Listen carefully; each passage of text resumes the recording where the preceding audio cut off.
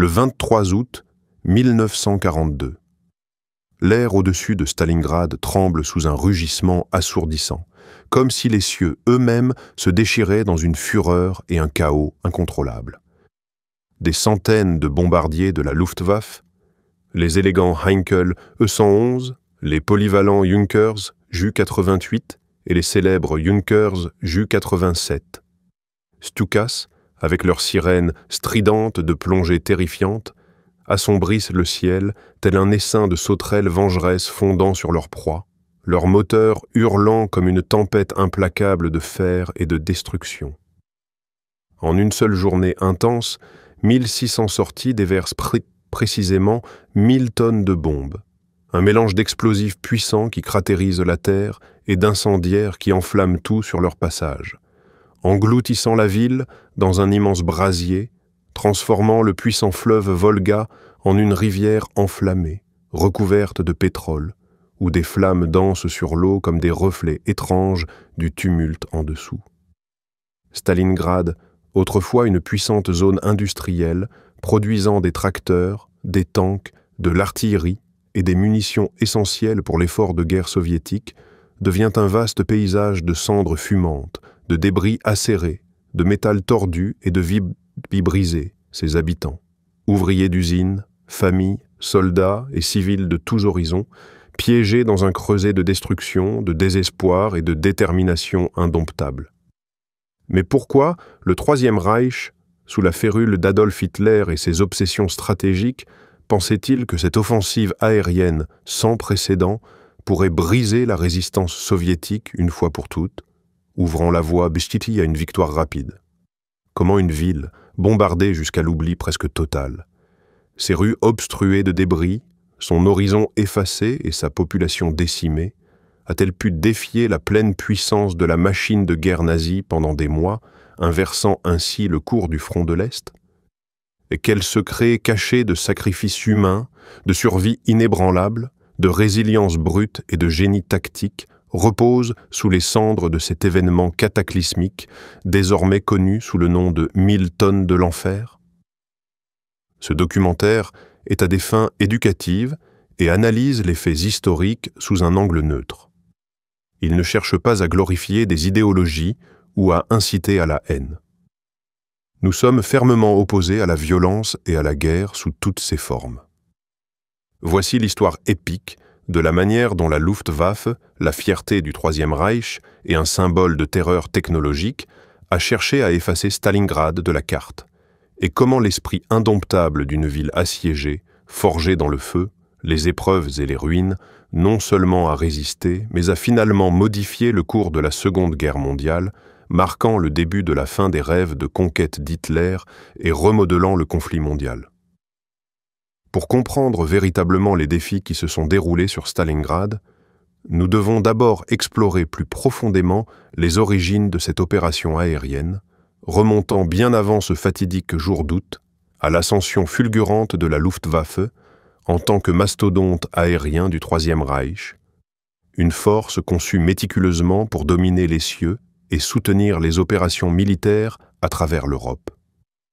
Fondée en 1935 en défiant le traité de Versailles, qui interdisait à l'Allemagne de posséder une force aérienne après la Première Guerre mondiale, la Luftwaffe se développe rapidement sous la direction du Reichsmarschall Hermann Göring, un as de la Première Guerre mondiale devenu un fidèle exécuteur nazi, qui la voyait comme le symbole ultime de la puissance nazie, de l'habileté technologique et de la suprématie idéologique. En 1941, elle comptait des milliers d'avions avancés, dont les iconiques bombardiers en piqué Junkers Ju-87 Stuka, équipés de trompettes de Jéricho hurlantes conçues pour semer la terreur psychologique et la panique parmi les troupes au sol et les civils, les polyvalents bombardiers moyens Heinkel. E-111, capables de transporter jusqu'à 2000 kg de bombes pour des attaques de bombardement massifs, capables de niveler des quartiers entiers, et les agiles chasseurs Messerschmitt Bf-109 qui régnaient dans les airs grâce à leur vitesse, leur maniabilité et leur puissance de feu, surpassant souvent leurs adversaires dans les combats aériens. Ces machines avaient déjà prouvé leur capacité lors des campagnes de Blitzkrieg. Les invasions rapides qui ont écrasé la Pologne en 1939, le Danemark et la Norvège début 1940,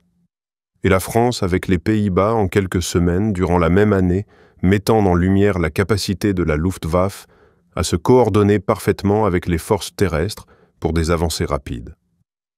Les Stuka plongeaient du ciel tels des rapaces prédateurs, larguant des bombes de 227 kg avec une précision de chirurgien pour perturber les défenses ennemies et l'infrastructure, tandis que les Shi-111 déchaînaient des vagues d'explosifs créant le chaos et perturbant les communications,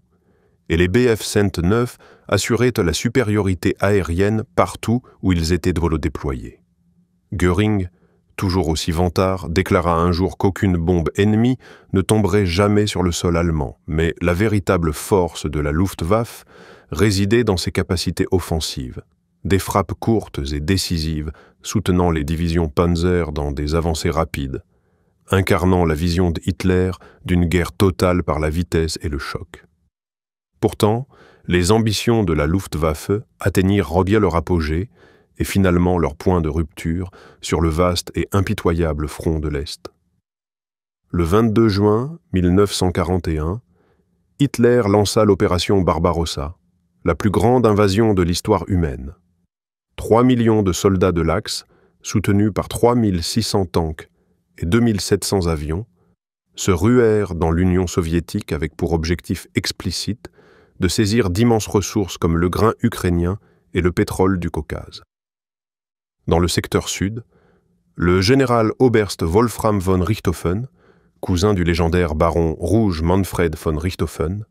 héros de la Première Guerre mondiale, commandait la Luftflotte 4, frappant avec une précision impitoyable qui dévasta les aérodromes soviétiques lors de raids préemptifs. En 48 heures, ces forces détruisirent plus de 2000 avions soviétiques,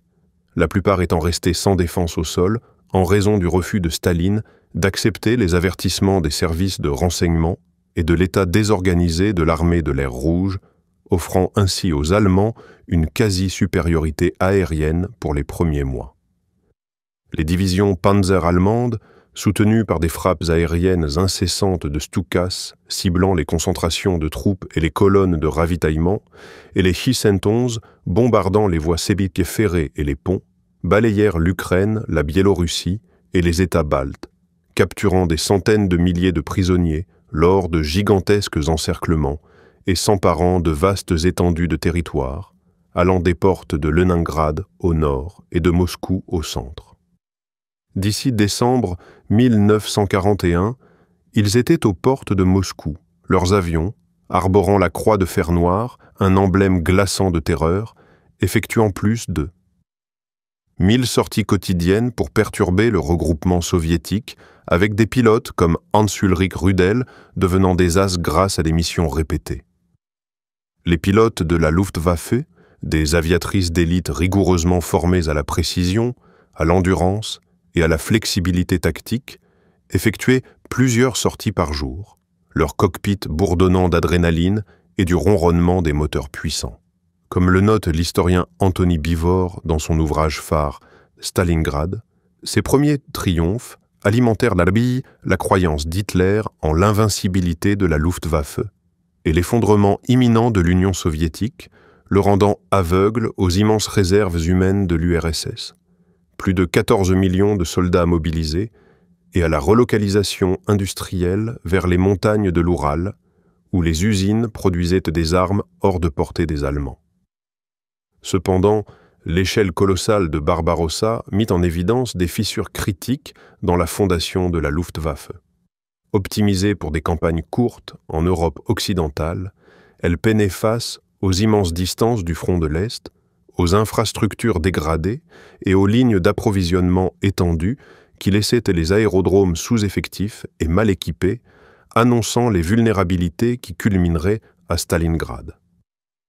Le tournant survint avec l'hiver russe, rigoureux de 1941 à 1942, un paysage gelé qui stoppa l'avancée allemande et mit en lumière les faiblesses logistiques de la Luftwaffe. Les températures chutèrent jusqu'à -40 °C, voire encore plus bas sur les aérodromes exposés de la steppe,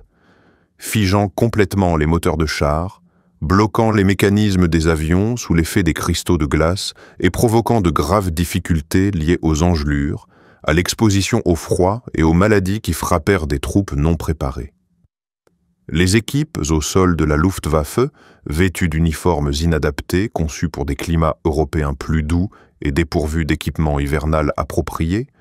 luttaient contre les conduites de carburant gelé, les hélices devenues cassantes et se fissurant sous la contrainte, ainsi que contre la pénurie croissante de pièces détachées dans des chaînes d'approvisionnement s'étendant sur plus de 1000 km depuis l'Allemagne à travers des territoires infestés de partisans. Les pilotes, les mains engourdies et atteintes d'engelures malgré les cockpits chauffés, voyaient leurs avions cloués au sol pendant plusieurs jours. Incapables de décoller en pleine tempête de neige, brouillard glacial ou sur des pistes gelées transformant l'atterrissage en glissade mortelle. Comme le décrit Richard Overy dans Russia's War, la Luftwaffe,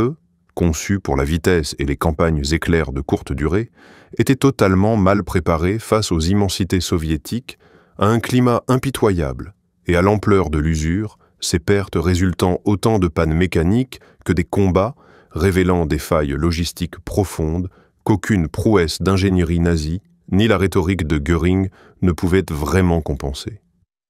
Pendant ce temps, l'armée rouge, renforcée par de nouvelles divisions sibériennes acclimatées aux rigueurs de l'Arctique et équipées de camouflage hivernal et de ski,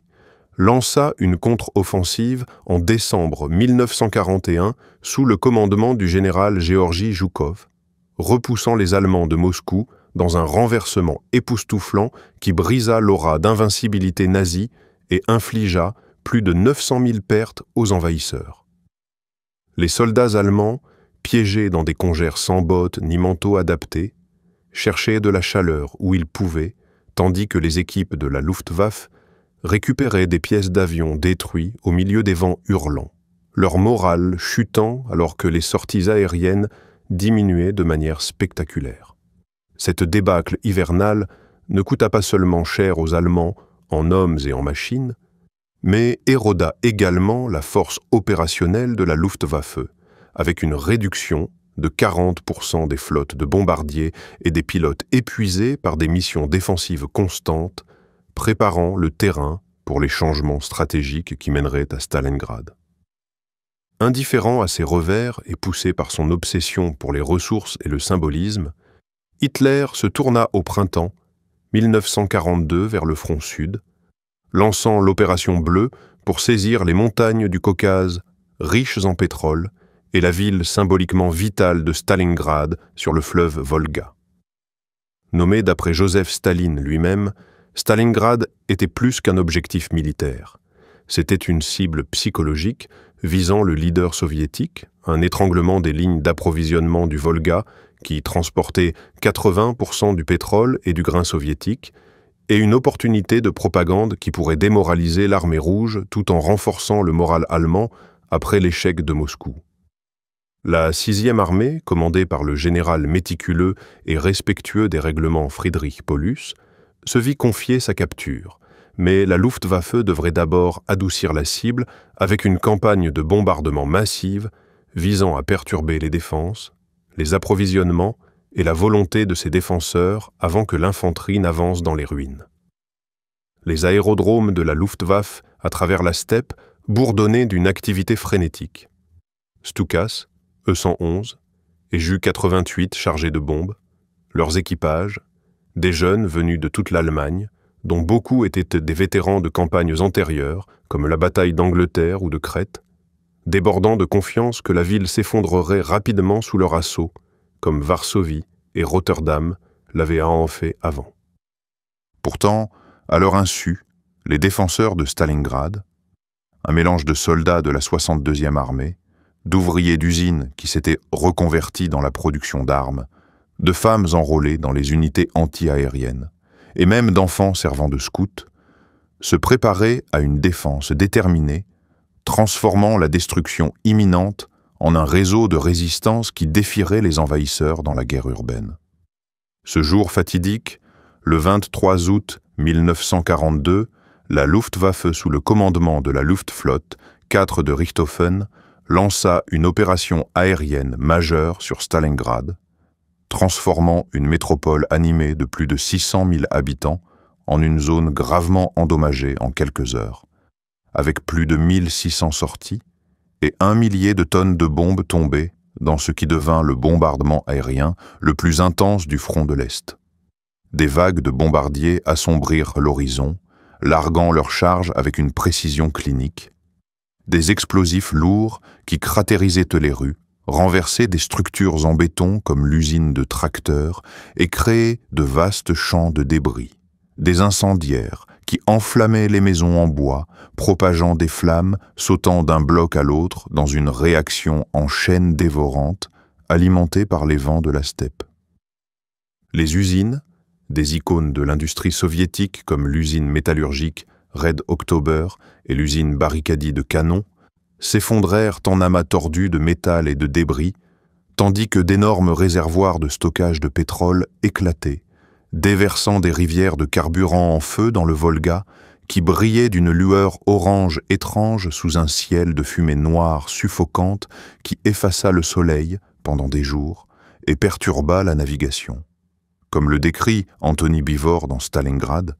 cet assaut était intense et destructeur, une tentative calculée visant à affaiblir la ville et forcer une résolution rapide. Les défenses aériennes soviétiques, dont le 1077e régiment anti-aérien, entièrement féminin, de jeunes femmes opérant des canons de 37 mm avec courage, malgré leur manque d'expérience en combat, tiraient désespérément dans le nuage d'avions, leurs batteries flamboyant jusqu'à ce que les munitions soient épuisées ou que leur position soit perturbée, abattant quelques avions mais submergés par le nombre. Le quartier général du régiment fut perdu dans les premiers salves, laissant le ciel largement sans défense, tandis que les Stukas plongeaient avec leurs cris caractéristiques, les Hu-111 bombardaient aveuglément, et les chasseurs Bf-109 mitraillaient les zones clés. Au coucher du soleil, 90% du logement de Stalingrad était en ruine. La ville étant un océan de flammes visibles à des kilomètres à la ronde, la fumée montant comme un colossal bûcher funéraire, tandis que le Volga lui-même était en feu à cause du pétrole versé, coulant 32 navires et en paralysant 9 autres lors des semaines précédentes. Les récits personnels des survivants mettent en lumière l'impact humain significatif, ajoutant de la profondeur aux faits historiques. La civile Elena Ivanova, une mère avec ses 2 jeunes enfants au milieu du chaos, raconta plus tard « Le ciel est devenu noir avec des avions, des vagues interminables d'entre eux bourdonnant comme des abeilles en colère. Les bombes tombaient comme une pluie biblique secouant la terre. Ma maison s'effondrait autour de nous dans un rugissement de poussière et de feu. J'ai traîné mes enfants dans un sous-sol en ruine où nous nous sommes blottis au milieu des bruits de la destruction. » Ajoutant à cela, des témoins comme ceux qui traversaient le Volga, un soldat soviétique décrit les traversées comme constamment menacées par les pilotes allemands, avec des renforts arrivant dans une vision difficile de quais en feu. Un enfant survivant se souvint avoir été tiré d'un cratère de bombe seulement pour qu'une autre vague frappe, forçant les sauveteurs à se mettre à couvert au milieu des explosions renouvelées. Le nombre de morts de ce jour seul reste contesté. Les estimations allant de 40 000 à 70 000 civils affectés et jusqu'à 150 000 blessés, bien que les archives soviétiques, fragmentées par le chaos, suggèrent des chiffres initiaux d'environ 955 morts durant les premiers jours. Mais l'ampleur réelle, y compris ceux perdus dans les incendies ou les décombres, pourrait ne jamais être totalement connue, les pertes civiles globales dans la bataille atteignant 235 232. La Luftwaffe se concentra sur les lignes de production industrielle, l'immense usine de tracteurs, où les ouvriers avaient été reconvertis dans la fabrication des tanks T-34. L'usine métallurgique Red October, forgée pour produire des blindages et des munitions, et l'usine Barikadi de canons, fabriquant des pièces d'artillerie essentielles au front, toutes martelées sans relâche pour paralyser la production soviétique. Pourtant, l'opération affecta également les zones civiles, endommageant des écoles, des hôpitaux et des immeubles d'habitation, créant des champs de débris et transformant des quartiers en environnements difficiles. L'infirmière soviétique Maria Petrova, soignant des patients dans une clinique de fortune au milieu du bombardement, écrivit dans son journal « Nous opérions sous des bombes tombant, le sol bougeant comme un tremblement de terre, la poussière nous étouffant les poumons. J'ai vu une enfant succomber à ses blessures, son petit corps devenant lourd tandis que sa mère hurlait près d'elle. De telles scènes se répétaient dans l'enfer, mettant notre humanité à l'épreuve. » L'historien Chris Bellamy, dans Absolute War, soutient que la stratégie de la Luftwaffe visait à fracturer l'esprit de Stalingrad et à forcer la reddition avant que les troupes au sol n'arrivent. Mais cela échoua spectaculairement. L'ordre numéro 227 de Joseph Staline. Pas un pas en arrière. Exiger qu'il n'y ait ni retraite ni évacuation, liant les civils et les soldats dans une lutte désespérée pour la survie, où les ouvriers ne produisant pas d'armes étaient jetés dans le combat et les femmes creusaient des tranchées anti-chars sous le feu. Les familles se réfugiaient dans des sous-sols, rationnant le peu de pain avec les troupes fatiguées. Les travailleurs de l'usine de tracteurs défiaient les flammes pour assembler des tanks T-34 qui passaient directement des lignes de production au front, équipés par des volontaires non formés, mais féroces qui apprenaient en cours de route.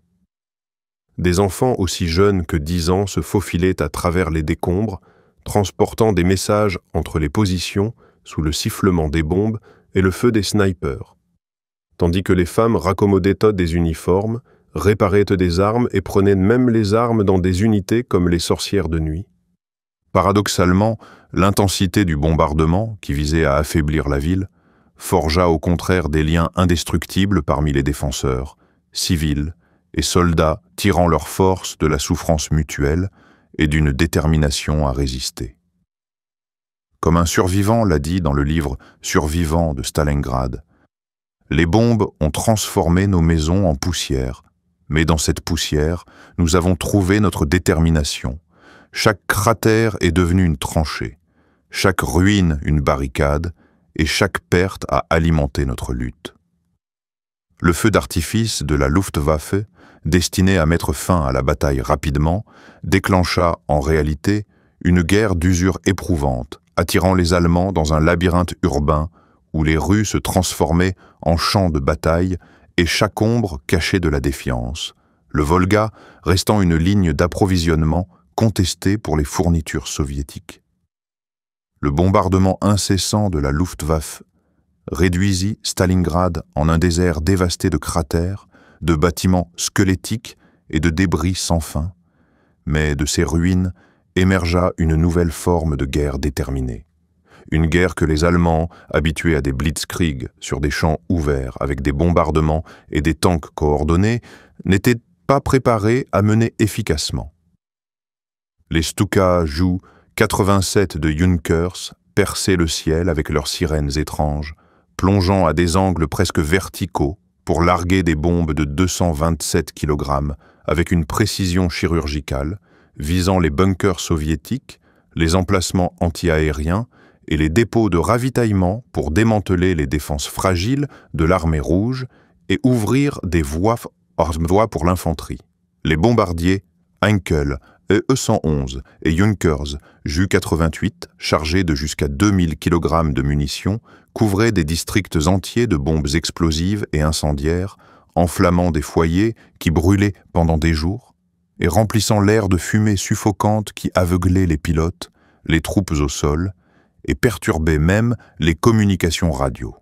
D'ici septembre, la Luftflotte 4 avait effectué plus de 17 000 sorties, larguant des milliers de tonnes de bombes, les estimations suggèrent environ 5 000 tonnes d'ici la fin du mois, bien que le total global de la campagne atteigne 100 000 tonnes, transformant Stalingrad en un labyrinthe de débris fumants, de métal tordu de dangers cachés et de fortifications improvisées. Les Allemands anticipaient que cette dévastation ouvrirait un chemin clair pour l'avancée de la 6e armée, mais les Soviétiques ont ingénieusement utilisé la destruction elle-même comme une arme, retournant le travail de la Luftwaffe contre elle. Le général Vassili Chouikov, le commandant tenace et innovant de la 62e armée, donna l'ordre de renforcer chaque structure bombardée, créant un réseau complexe de points forts qui transformait les avenues en zones défensives et les ruelles en embuscades, une stratégie qu'il appela l'Académie de la guerre de rue de Stalingrad. La tactique la plus audacieuse de Chouikov était coller à l'ennemi, ordonnant à ses troupes de se rapprocher à 50 mètres ou moins des positions allemandes, annulant ainsi le soutien aérien de la Luftwaffe et l'artillerie allemande en rendant les frappes trop risquées pour des tirs amis, forçant ainsi des combats rapprochés où les avantages soviétiques en nombre et en détermination se faisaient sentir. Bivor appelle cela la guerre des rats, ou Rattenkrieg, un défi viscéral et de corps à corps où les soldats soviétiques, équipés de mitraillettes PPSH-41 pour des tirs rapides dans des espaces confinés, de grenades pour déblayer les pièces, et de cocktails Molotov faits maison pour désactiver les tanks piégés dans les rues étroites, combattaient pièce par pièce, étage par étage, annulant ainsi les avantages allemands en matière de blindage et d'artillerie dans le chaos claustrophobique des bâtiments en ruine. Les tanks soviétiques, comme les T-34, étaient enfouis dans les débris en tant que postes de tir statique, leurs tourelles dépassant des ruines pour des tirs en embuscade, déstabilisant les équipages allemands habitués à la guerre de mouvement. De petites escouades de 6 à 8 soldats opéraient de manière autonome, utilisant les égouts et les greniers pour des attaques surprises, Chouikov mettant l'accent sur l'adaptabilité. Restez cachés derrière les débris jusqu'à ce que les tanks ennemis soient juste devant vous. S'ils sont proches, ils ne peuvent pas utiliser leurs canons principaux efficacement. Les tireurs d'élite soviétiques, comme le légendaire Vassili Zaïtsev, immortalisé comme le fantôme de Stalingrad, devinrent des figures mythiques dans les décombres, Zaïtsev étant crédité de 225 tués confirmés, son fusil Mosin Nagant murmurant la mort depuis des cachettes dissimulées dans les murs effondrés ou les greniers, instillant la peur dans les rangs allemands où les soldats redoutaient chaque ombre. Le pilote allemand Hans Richter, qui affronta plusieurs missions au-dessus de l'enfer, confia dans son journal: « Nous volions jusqu'à 5 sorties par jour, nous faufilant entre les éclats de flak et les chasseurs ennemis comme dans un balai mortel.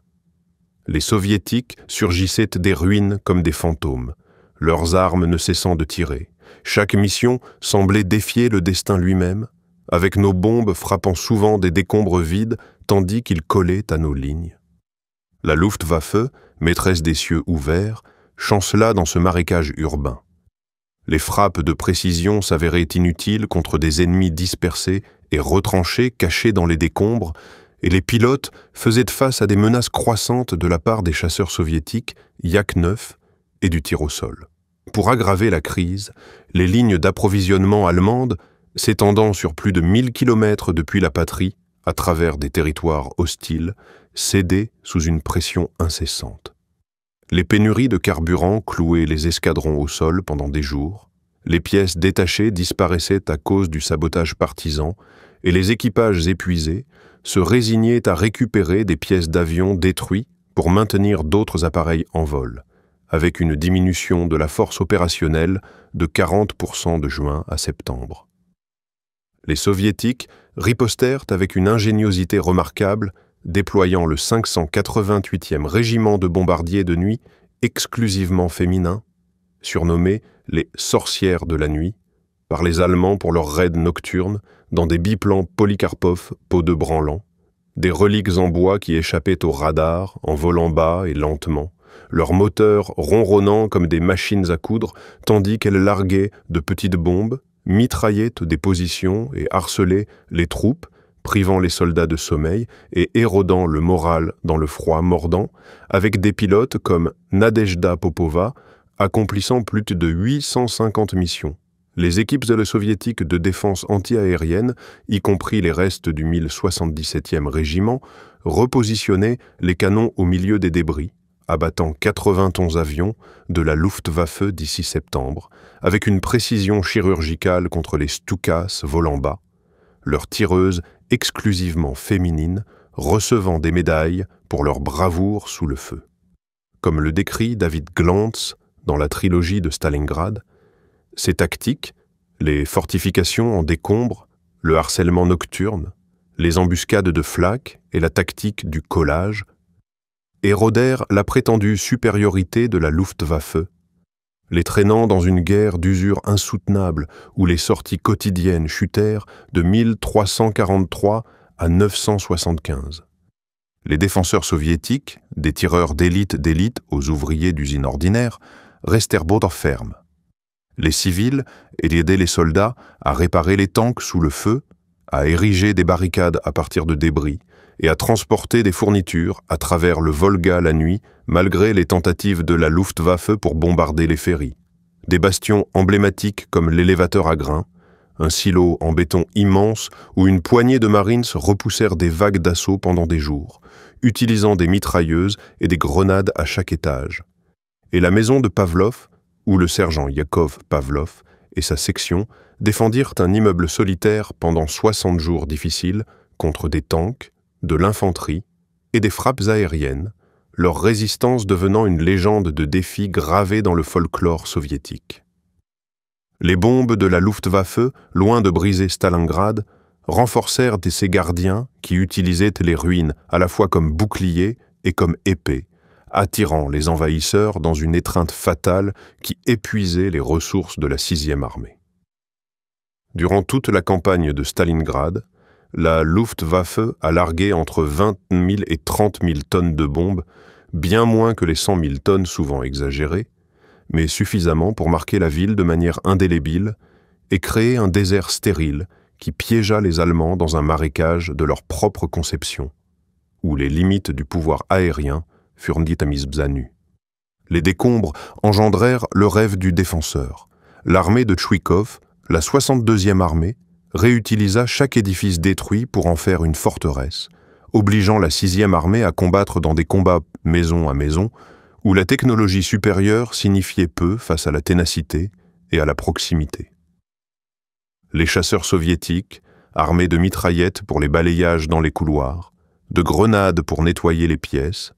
et de cocktails Molotov pour désactiver les véhicules blindés piégés dans les débris, combattaient depuis les caves, les toits et les égouts, transformant les rues en des gants de fer létaux qui épuisaient les envahisseurs et transformaient chaque avancée en une victoire à la Pyrrhus.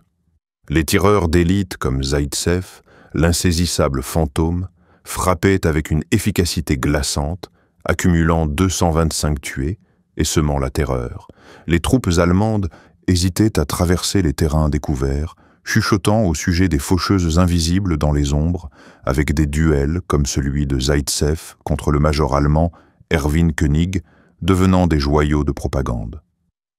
L'entrée du soldat allemand Wilhelm Hoffmann dans son journal capture le désespoir. Cette ville est un défi implacable. Nous l'avons bombardée lourdement, et pourtant, les Russes sont sortis de chaque ruine comme des esprits résilients. Ce n'est pas juste une guerre, c'est un test rude d'endurance où le froid et la faim rongent autant que les balles. La négligence de la Luftwaffe à cibler pleinement les lignes d'approvisionnement du Volga a permis aux ferries soviétiques de passer sous le voile de la nuit, livrant des renforts, des rations et des munitions qui soutenaient les assiégés malgré les attaques incessantes, avec des pilotes féminines en biplan larguant des bombes sur les positions allemandes pour couvrir les traversées. Les civils souffrirent le plus gravement. Sur les 700 000 habitants de Stalingrad avant la bataille, l'historienne Tatiana Pavlova estime que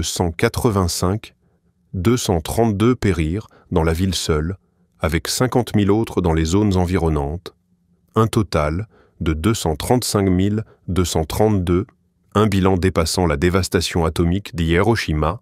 et incluant des dizaines de milliers contraints de travailler pour les Allemands. Les femmes et les enfants survécurent dans les égouts, les sous-sols et les tranchées de fortune, partageant les maigres rations avec les troupes, leur existence devenant une odyssée lugubre au milieu des flammes, du gel et des maladies comme le typhus qui se propageaient dans la saleté. L'ordre numéro 227 de Staline scella leur sort, interdisant la fuite et tissant leur agonie dans la lutte des soldats, les femmes creusant des tranchées en première ligne et les enfants cherchant de la nourriture parmi les décombres. Les ouvriers d'usine, esquivant les éclats d'obus,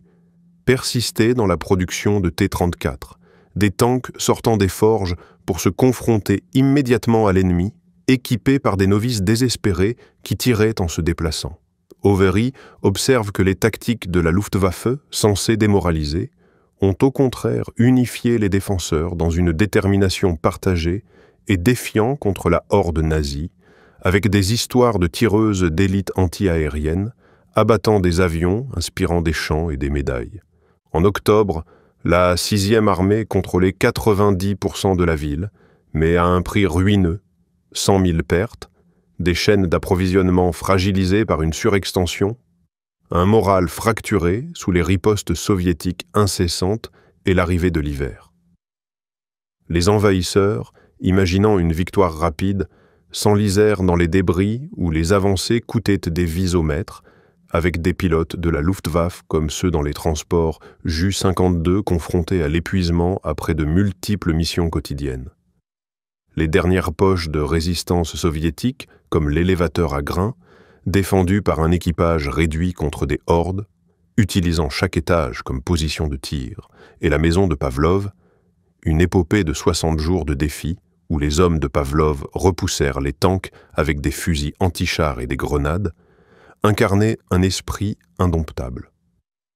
Les munitions de la Luftwaffe, destinées à la conquête, créaient un terrain favorisant les tenaces,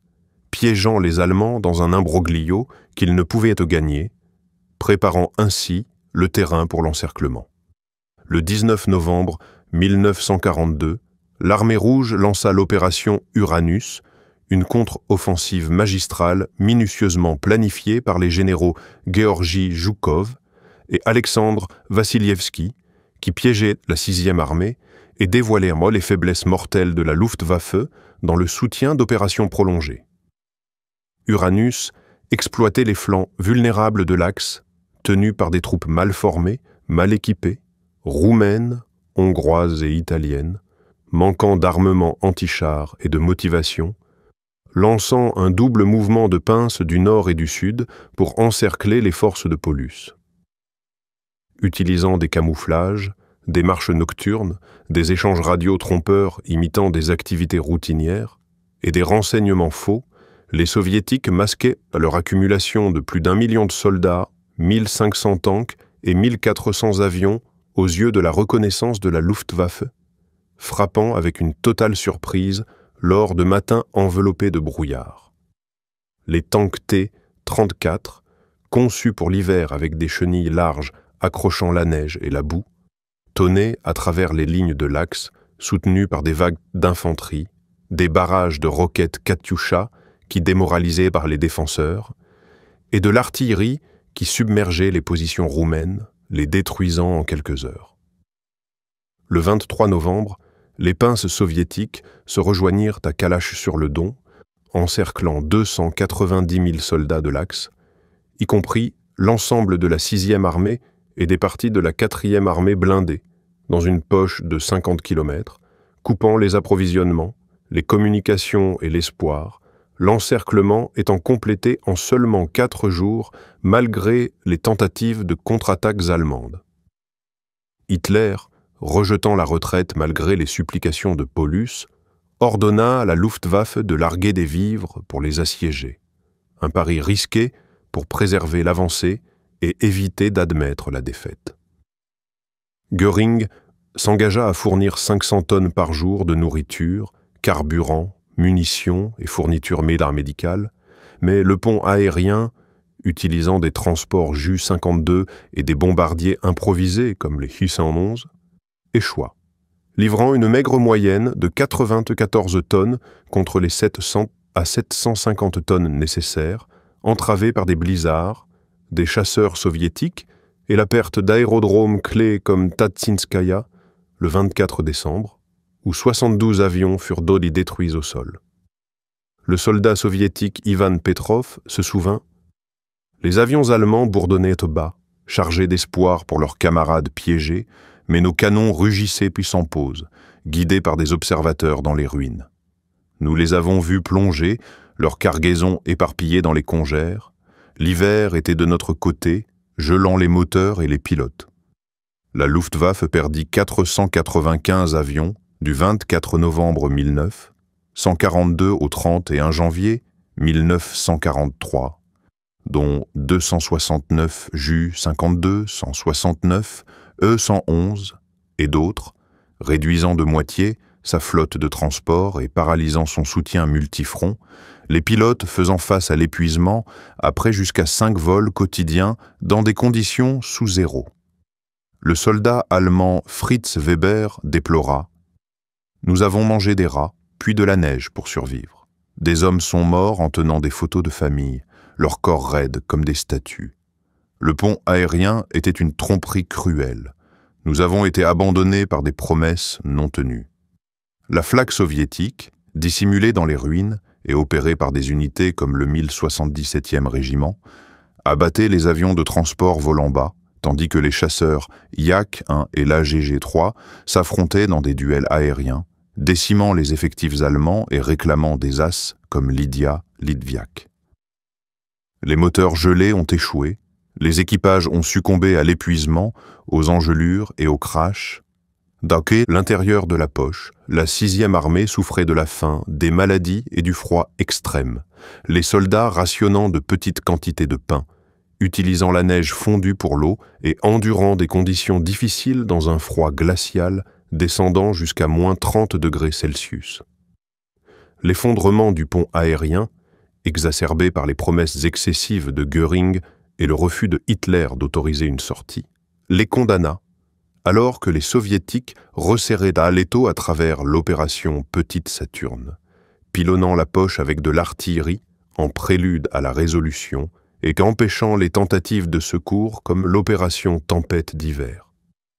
En janvier 1943, la 6e armée, autrefois forte de 330 000 hommes, ne comptait plus que 91 000 survivants affaiblis, affectés par la faim, la maladie et le rude hiver russe qui transformait la poche en un paysage désolé. Hitler, s'accrochant au déni et à la propagande, éleva Paulus au rang de maréchal de campagne le 30 janvier, impliquant le suicide plutôt que la reddition, aucun maréchal n'ayant jamais capitulé dans l'histoire allemande. Pourtant, le 31 janvier, Paulus se rendit dans la poche sud, la résistance du Nord s'effondrant le 2 février 1943, gravant l'une des défaites cataclysmiques du Reich, Paulus étant capturé vivant dans un sous-sol de grands magasins. Sur les 91 000 captifs, seulement 5 000 à 6 000 survécurent dans les prisons soviétiques, car beaucoup ne survécurent pas en raison de la maladie, du manque de nourriture, des longues marches et des conditions de travail difficiles dans des environnements froids où le temps extrême et les mauvais traitements eurent un lourd tribut. Le fiasco du pont aérien de la Luftwaffe abandonna la 6e armée à la fin au milieu de la neige, alors que les barrages soviétiques scellaient leur fin, avec des survivants comme Friedrich Rosk, racontant des victoires éphémères tournées en désespoir sous les contre-attaques. L'Allemagne, apprenant de la déroute fin janvier par les médias contrôlés, décréta 3 jours de deuil, une rare concession nazie qui fit l'effet d'une onde de choc à travers la patrie, érodant la foi dans le régime. Le discours enflammé de Joseph Goebbels sur la guerre totale, le 18 février au Sportpalast de Berlin, appela à une mobilisation totale, une tentative frénétique de réveiller une nation confrontée à l'ombre de la défaite au milieu de dissensions croissantes. L'ampleur de la bataille stupéfia. jusqu'à 2 millions de victimes, 800 000 de Laks, y compris 91 000 capturés, 1 100 000 de soviétiques, couronnant Stalingrad comme le combat le plus sanglant de l'histoire, avec plus de 2 millions de personnes engagées dans des combats rapprochés. Les vainqueurs soviétiques élevèrent des drapeaux sur les ruines, leur triomphe ravivant la détermination pour l'attaque de Berlin, culminant en mai 1945, alors que Stalingrad boostait le moral des Alliés et inversait la dynamique de la guerre. Les gardiens de Stalingrad, soldats, tireurs d'élite, ouvriers, civils, transformèrent les ruines en bastions, prouvant que la résilience triomphe sur la ruine, avec des tactiques comme le collage influençant plus tard les batailles urbaines comme celle de Berlin. Les 1000 tonnes de bombes de la Luftwaffe du 23 août 1942 enflammèrent un brasier qui redéfinira la Seconde Guerre mondiale, laissant un héritage indélébile de feu, de vaillance, de tragédie et de leçons stratégiques qui résonneront à travers les campagnes suivantes. Stalingrad détruisit les illusions de conquête du Reich, démontrant que même la plus puissante armée aérienne ne pouvait briser l'âme d'un peuple, et marque le déclin de la Luftwaffe, ses pertes paralysant sa capacité à contester les bombardements alliés ou soutenir les fronts. Rebaptisée Volgograd, la ville demeure un sanctuaire du sacrifice, la statue monumentale « La mère patrie appelle » sur le Mamayev Kurgan, une colline farouchement combattue, mémorisant les 35 000 soldats et civils enterrés, ces commémorations annuelles attirant survivants et descendants. La chute de la Luftwaffe exposa les erreurs stratégiques d'Hitler. Une dépendance excessive à la puissance aérienne, du mépris pour l'endurance soviétique, l'aveuglement face à la brutalité de l'hiver et le manque de sécurisation des flancs, influençant les doctrines comme la bataille profonde adoptée par l'armée rouge. Stalingrad résout nos interrogations. Le Reich a parié que les bombes anéantiraient la volonté, mais les défenseurs ont forgé des forteresses à partir des fragments. Les ruines sont devenues la puissance, donnant force aux âmes surpassées contre les odes. Les secrets enfouis, récits de bravoure, de chagrin, d'endurance, résonnent dans le prix humain de la guerre, des enfants survivants au vol terrifiant des pilotes. Stalingrad témoigne de l'esprit inébranlable face aux 1000 tonnes d'enfer de la Luftwaffe, un écho historique résonnant qui a façonné le chemin des Alliés vers la victoire. Si cette histoire vous a inspiré, challengé ou permis de voir la Seconde Guerre mondiale sous un nouveau jour, nous serions honorés de vous avoir dans notre communauté grandissante. S'abonner n'est pas juste un clic, c'est une manière de soutenir des histoires puissantes, des voix oubliées et plus de vérité du passé. Alors, si vous croyez que ces histoires comptent, appuyez sur le bouton d'abonnement et continuons à construire ce voyage ensemble. Et n'oubliez pas de laisser un commentaire, nous les lisons tous et adorons entendre vos réflexions. À la prochaine fois, continuez à explorer l'histoire avec Epic War. Continuez à poser des questions, continuez à chercher la vérité.